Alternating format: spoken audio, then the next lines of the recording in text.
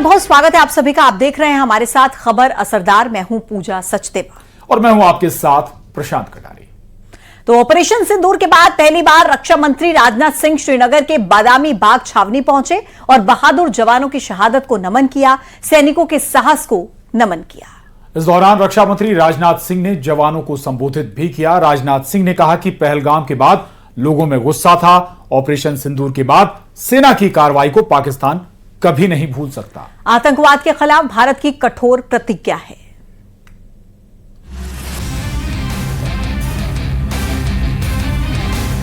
आज एक बार फिर से ये तस्वीरें धारदार हथियार बनकर पाकिस्तान के सीने में घाव दे रही होंगी।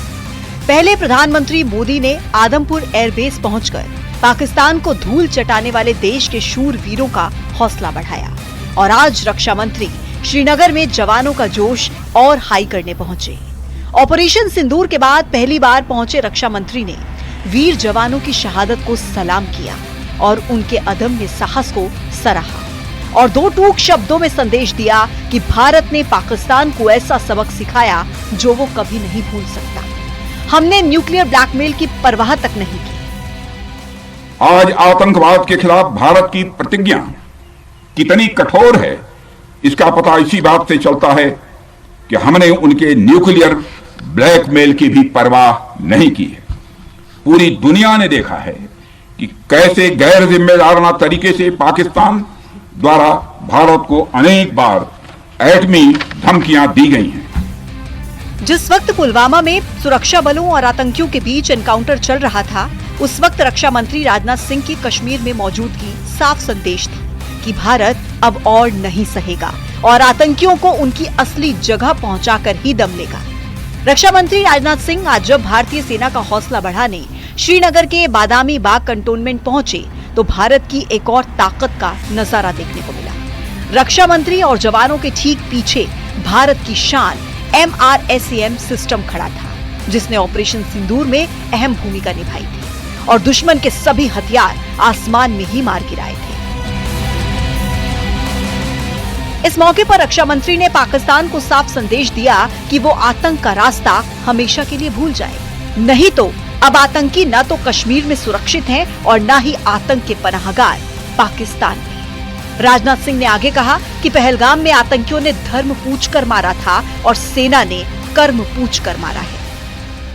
ऑपरेशन सिंदूर की कामयाबी ने पाकिस्तान में छिपे आतंकी संगठनों और उनके आकाओं को भी यह साफ बता दिया है कि वे कहीं भी अपने आप को महफूज और सुरक्षित न समझें। आतंकियों ने भारतीयों को धर्म पूछकर देखकर मारा, धर्म पूछकर मारा, तो हमने आतंकियों को उनका कर्म देखकर मारा है। उन्होंने धर्म देखकर बेगुनाहों की जान ली, यह पाकिस्तान का कर्म था। हमने कर्म देखकर उनका खात्मा किया, यह हमारा भारतीय धर्म। इस दौरान रक्षा मंत्री राजनाथ सिंह ने पाकिस्तान के आर्थिक हालात पर भी तंज कसा।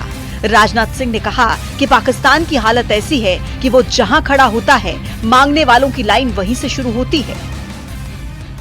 रही बात पाकिस्तान की, तो उसकी बात ही क्या करूं आपसे। वह देश तो मांगते मांगते अपनी जहालत से एक ऐसी हालात में आ गया है कि उसके बारे में यह भी कहा जा सकता है कि पाकिस्तान जहां भी खड़ा होता है वहीं से मांगने वालों की लाइन प्रारंभ हो जाती है। अभी आपने सुना ही होगा कैसे वह फिर एक बार इंटरनेशनल मॉनेटरी फंड IMF के पास कर्ज मांगने गया।